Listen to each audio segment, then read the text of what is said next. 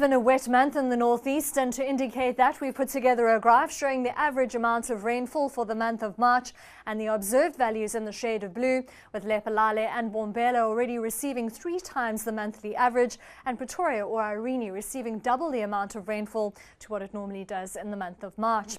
Now, with the rainfall continuing, the SA Weather Service have issued a watch for the possibility of localized flooding in the northeast on Wednesday, and they've also issued a watch for the possibility of heavy rain over parts of Mpumalanga and Limpopo. Then lastly, they've issued a watch for gale force southwesterly winds along the coast, and that's between Cape St Francis and East London. On our future cast, you'll see a cold front cooling things off and bringing in the possibility of rain over the southern and southeastern part of the country on Wednesday, with that band of heavier rain starting to shift over the northeastern interior, with a few isolated thundershowers still forecast over the central interior and a predominantly sunny and dry day in the west.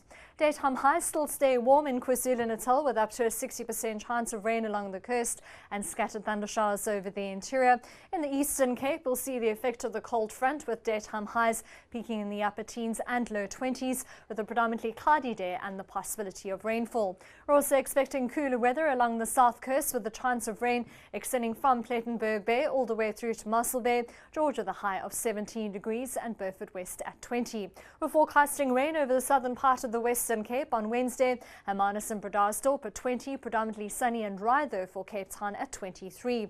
Vredendal sunny just shy of 30 degrees there, with a dry forecast for most of the Northern Cape, other than a few isolated thundershowers over the far eastern parts, and we'll see a decrease in the amount of rainfall for the Free State on Wednesday, with scattered thundershowers still in the forecast over the eastern parts, and a warm day for Volcom at 28 degrees.